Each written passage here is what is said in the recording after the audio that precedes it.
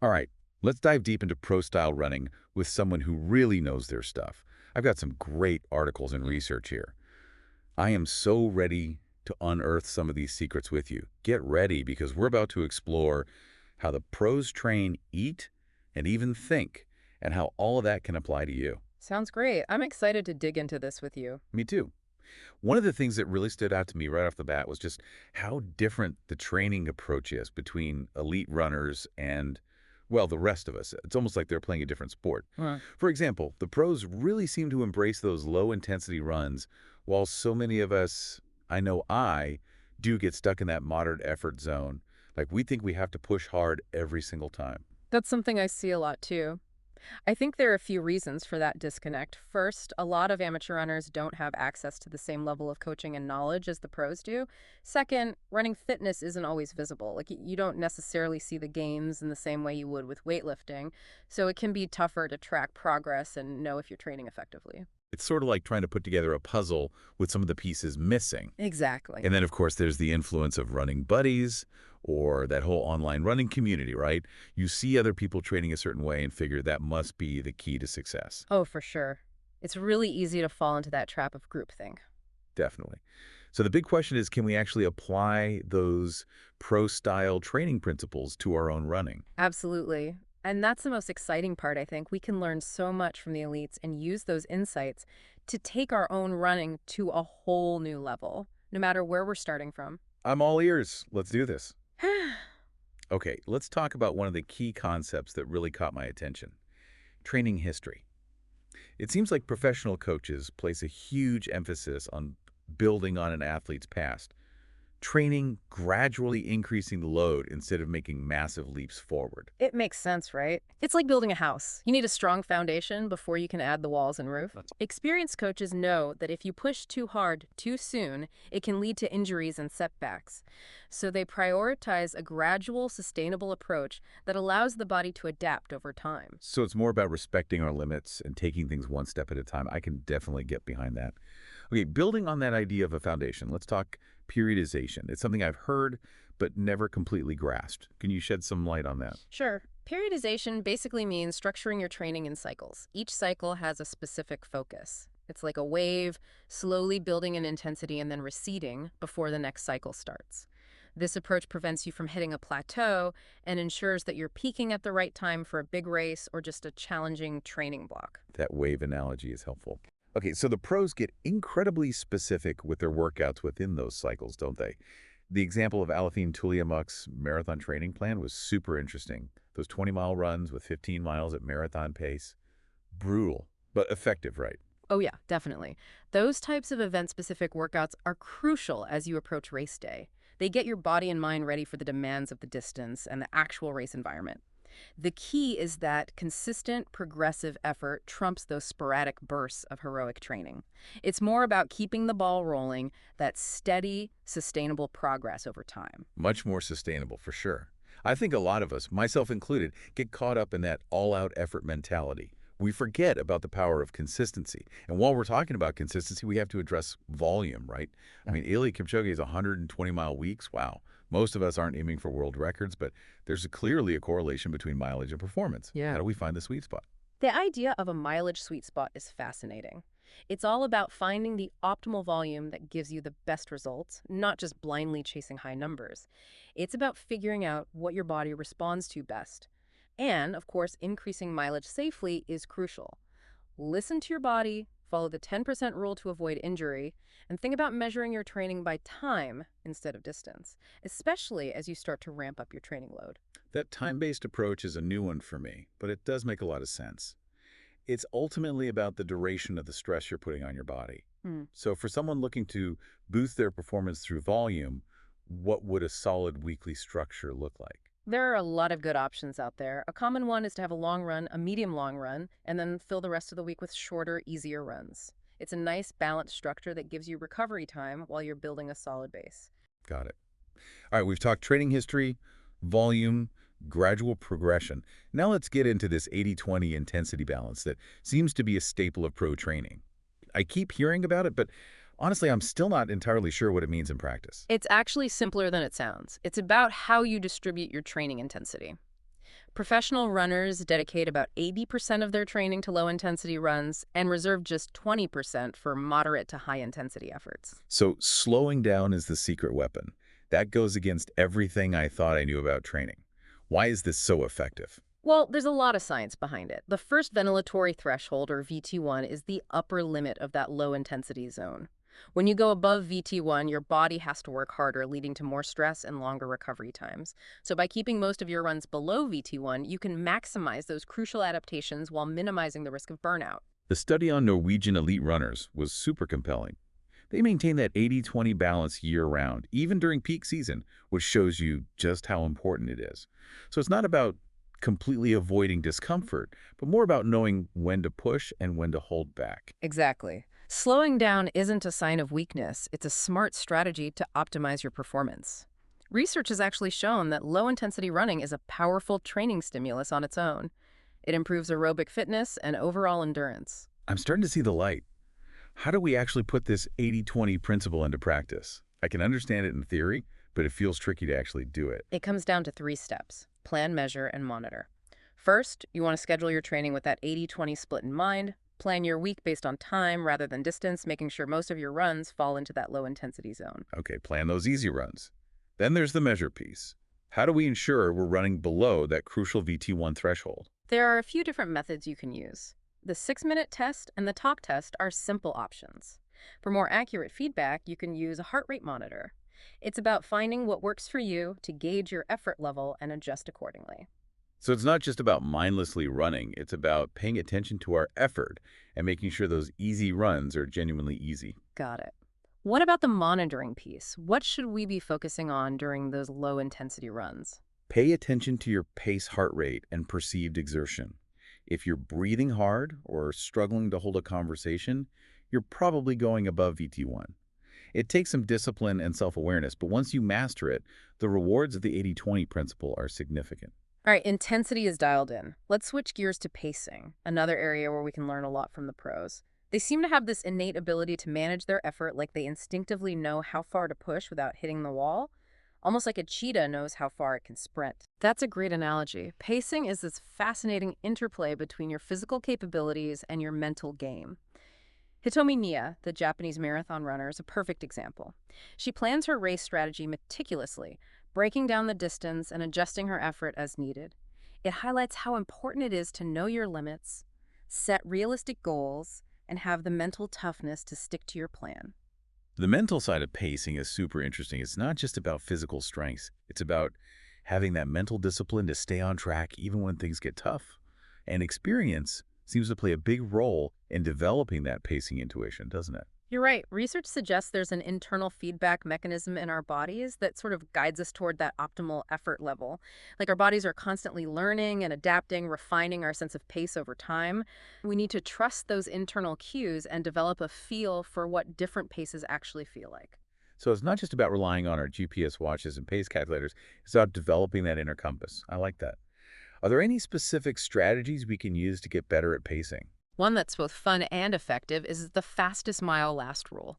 It's a simple concept that helps you train yourself to avoid hitting the wall by making sure you distribute your effort properly so you finish strong instead of fading as you get tired. I love that. Turning pacing into a little game. I like it.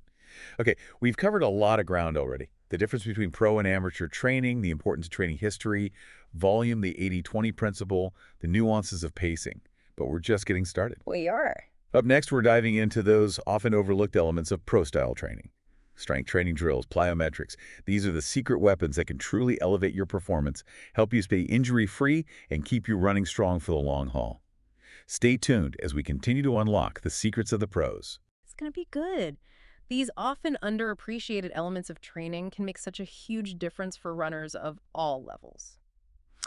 All right, so let's unpack some of those supplementary training elements that can really take your running to the next level. These are things a lot of runners tend to overlook, but professional athletes, they get it. They understand how important this stuff is. I'm all about finding those hidden gems. So let's talk strength training, for example. It seems to be a key part of pro-style training.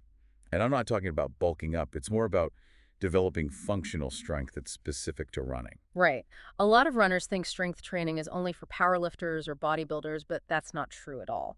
Pros incorporate strength training to improve stability, power, and resilience out on the road. Makes sense. They focus on movements that actually mimic the demands of running, strengthening those important stabilizing muscles that often get neglected in traditional training. Like hip abductors, for instance. I know those Oh. are super important for pelvic stability and preventing injury. I remember reading about an exercise where you use a foam roller between your knees and squeeze inward.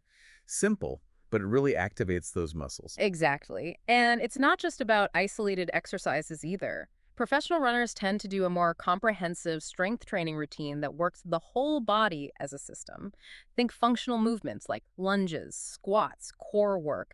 They all help with balance coordination, power transfer things that are essential for efficient running. Basically building a more robust, resilient foundation. You got it. All right, let's shift gears to drills. Those exercises might seem super simple, but they can have a huge impact on running form and efficiency. A lot of people have the wrong idea about drills. They think it's all about achieving this picture-perfect form. But really, the main goal is to improve neuromuscular coordination, activating those underutilized muscle fibers, and refining how your brain talks to your body while you're running. So like rewiring those neural pathways for smoother, more efficient movement. Yeah, that's a good way to put it. I was really intrigued by the karaoke drill running sideways while rotating your hips. It sounds kind of awkward, but apparently it's amazing for hip mobility and coordination. It is. It's great for activating those muscles that don't get used very often and increasing your range of motion. A skips and B skips, focusing on knee drive and a powerful push-off, those are also really good ones. Put some pep in your step. Right. And of course, we can't forget the classics, high knees and butt kicks. They might seem basic, but they're so effective for improving cadence and developing a quicker, more efficient stride. Think of them as the building blocks of a strong, fluid running technique. And when you combine those with plyometrics, well, that's when things get really interesting. Okay, let's talk plyometrics. Those explosive jumping exercises that add a real boost of power and elasticity to your running. I've seen studies showing impressive improvements in running economy and even 5K race times after incorporating plyometric training. They work by training your fast-twitch muscle fibers. Those are the fibers that help you generate force and propel yourself forward. Things like box jumps, single-leg hops, depth jumps. They all help to develop a more reactive, springy stride. The single leg drop jump is one of my favorites. Stepping off a box and landing softly. It really strengthens those stabilizing muscles around the ankles and knees, which are prone to injury. Yeah, it's not just about raw strength. It's about learning to absorb and utilize that force efficiently. Like turning your body into a well-oiled running machine. Exactly. And the good news is you don't need a ton of plyometric training to see benefits. Even a couple of sessions per week can make a noticeable difference. Okay, let's switch gears now and talk recovery. This is an area that's so important for optimizing performance, but it's something that a lot of us, myself included, tend to neglect, especially as amateur runners. Recovery is where the magic happens. It's when your body repairs, rebuilds, and adapts to the stress of training. It makes you stronger, more resilient. And while there are all these fancy gadgets and recovery methods out there, the pros really focus on the basics. Things like rest, sleep, nutrition, stress management. It's a good reminder that sometimes the simplest approach is the best. Absolutely. I was struck by the daily routine of Joshua Cheptegei, the world record holder in the 5,000 and 10,000 meters. He has this incredible balance between hard training and prioritizing rest, naps, leisure activities, and even simple chores. It challenges this idea that we have to be constantly pushing ourselves to see results. Right. Cheptegei's routine really highlights the importance of respecting our body's natural rhythms and giving ourselves enough time to recover and rejuvenate. And it's not just about physical rest either. Mental rest is crucial too. Disconnecting from the stresses of daily life, whether it's through meditation, spending time in nature, or pursuing hobbies, is essential for your overall well-being. And that directly impacts your recovery and performance. It's all about giving your mind and body a chance to recharge. Exactly. So you can come back to your training feeling refreshed and ready to tackle those challenges. And speaking of recharging, we can't forget about sleep. The pros really prioritize sleep, and for good reason. They know that's when the real work of repair and adaptation takes place. It's true. Sleep is non-negotiable for optimal recovery. It's when your muscles repair, your hormones rebalance, your energy stores replenish. Professional runners often aim for 9 to 10 hours of sleep per night, and they don't hesitate to take naps during the day either. I know getting enough sleep can be tough with our busy lives, but we can definitely learn from the pros. Creating a consistent sleep schedule, having a relaxing bedtime routine, optimizing our sleep environment, these things can all make a big difference. It's about setting yourself up for success. And we shouldn't underestimate the importance of stress management either. Chronic stress can wreak havoc on your hormonal balance recovery and overall well-being. A lot of pros incorporate mindfulness, meditation, or yoga into their routine to manage stress. It's a good reminder that running isn't just about physical training. It's also about developing a mindset of resilience and balance. For sure. We might not have all the resources that professional athletes do, but we can still adopt those core recovery principles and tailor them to our own lives. Absolutely. Recovery is an ongoing process. It's not just something you do after a tough workout. It's about consistently making those little choices that prioritize your well-being. And those choices will set you up for success in the long run. So we've got rest, sleep, and stress management covered. Let's talk fuel. What are the pros eating to power those incredible performances? I was fascinated by the 5 core eating habits that most professional runners seem to share. Oh, yeah. It's a great framework that emphasizes balance, inclusivity, and really nourishing your body for optimal performance and recovery. Sounds like a winning combination.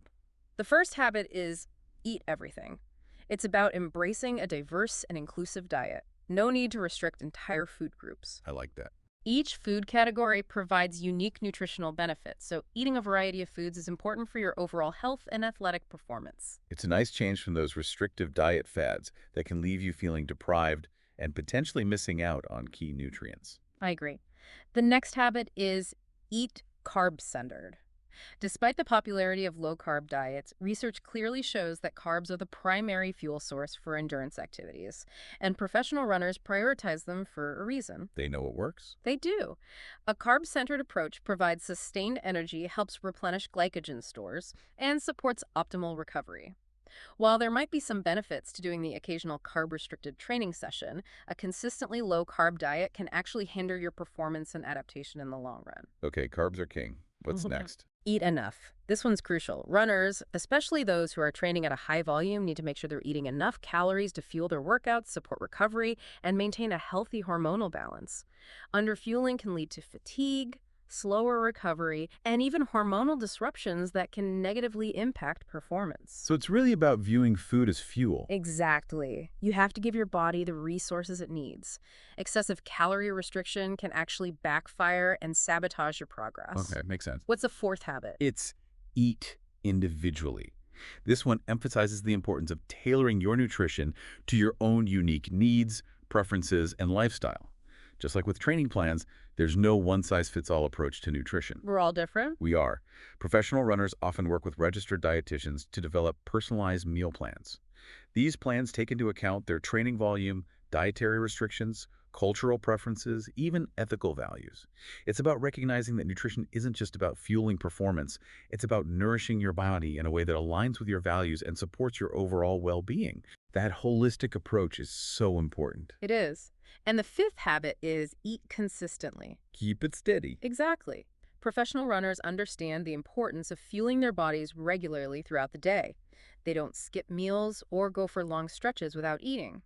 They prioritize pre-workout and post-workout nutrition to optimize energy levels and support muscle recovery.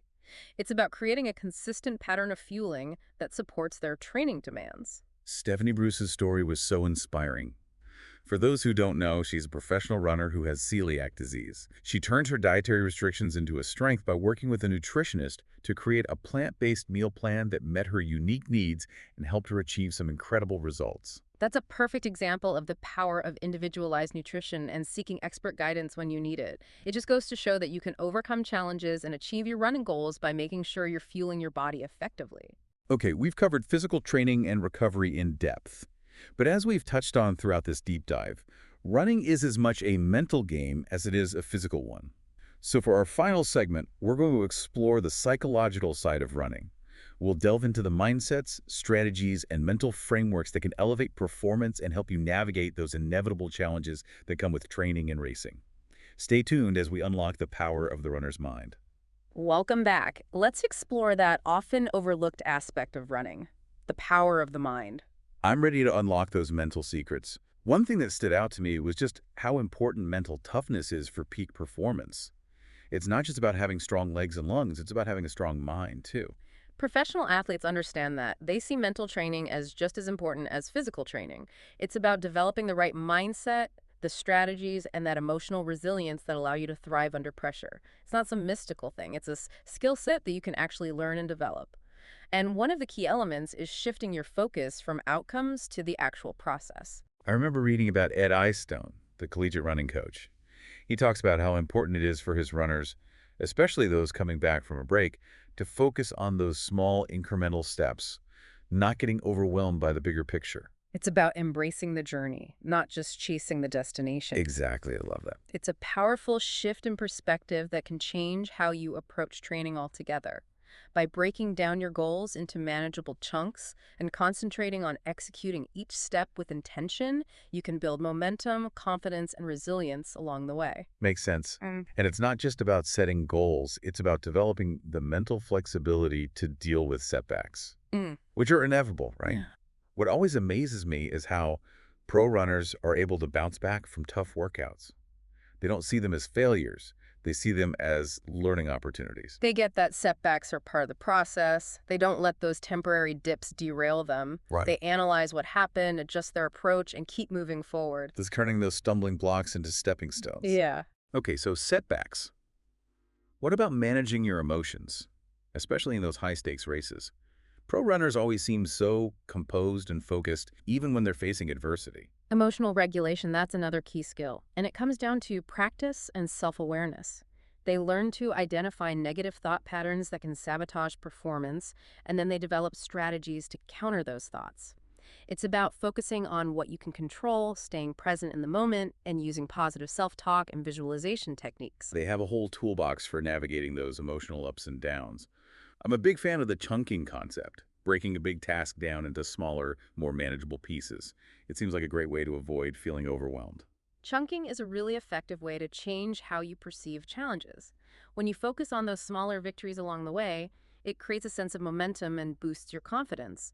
And of course, there's visualization. It's a technique that a lot of professional athletes use. So it's like creating a mental movie of yourself successfully completing a task, engaging all your senses. Exactly. And studies show that visualization actually activates the same brain regions that are involved in physical movement. So it's like a mental rehearsal that can translate into real-world results. It's great for confidence building, reducing anxiety, and just priming your body and mind for success. While those mental strategies are super important for individual performance, they also contribute to building a positive and supportive team environment. Oh, for sure. The story of Scott Fauble, the runner who almost won the Boston Marathon, really highlighted the power of teamwork and belief. Even though he was considered an underdog, he drew so much strength and inspiration from his teammates, his coaches, and his own self-belief. It's a great reminder that we're not in this alone. Running can often feel like a solo sport, but professional runners understand that community, mentorship, having those shared goals, they make a huge difference. They support each other, encourage each other, and hold each other accountable. It creates a culture of excellence. So as we wrap up this exploration of pro-style running, what are those key takeaways that we can all apply to our own running journeys? No matter where we're at, we've covered so much ground. But what are those essential points? Here's a recap of those top 10 takeaways. Okay. Number 1, embrace low-intensity running. Aim for 80% of your training to be those easy runs, keeping your effort below VT1 to maximize those adaptations and avoid burnout. Got it. Low and slow. Number 2, find your mileage sweet spot. Experiment to figure out the volume that works best for you, gradually increasing mileage while listening to your body and respecting its limits. Number 3, focus on consistent progression instead of those sporadic bursts of intense effort. Keep the ball rolling, remember. Number 4, structure your training. Use periodization to organize your training into cycles, each with a specific focus to help you avoid plateaus and peak at the right time. Number 5, as you approach race day, incorporate workouts that mimic the demands of the actual race. Number 6, strength train specifically for running. Include exercises that enhance stability, power, and resilience, working your body as a complete system. It's all connected. Number 7, don't forget drills and plyometrics. They improve neuromuscular coordination, activate those underused muscles, and boost power and elasticity. Number 8, prioritize recovery. Make time for rest, get enough sleep, manage stress effectively, and fuel your body properly. Number 9, fuel your body wisely. Eat a varied, balanced diet that emphasizes carbohydrates as your main source of fuel and make sure you're consuming enough calories. Food is fuel. It is. And number 10, cultivate a strong mind. Develop mental strategies for setting goals, using positive self-talk, practicing visualization, and regulating your emotions. Mind over matter, sometimes. This deep dive has been awesome. I feel like I have a whole new set of tools and a fresh perspective on running. Remember, we can learn so much from the elites, even if we're not aiming for a podium finish. By incorporating these principles into our training, we can all reach our potential and achieve our goals, and just experience the amazing power of running. Absolutely. It's about enjoying the journey, pushing our limits, and cultivating a mindset of resilience, balance, and belief. Thank you for joining us on this exploration of pro-style running. We hope you've learned something new and feel inspired to keep running, keep learning, and keep striving to be the best versions of yourselves. Until next time, happy running.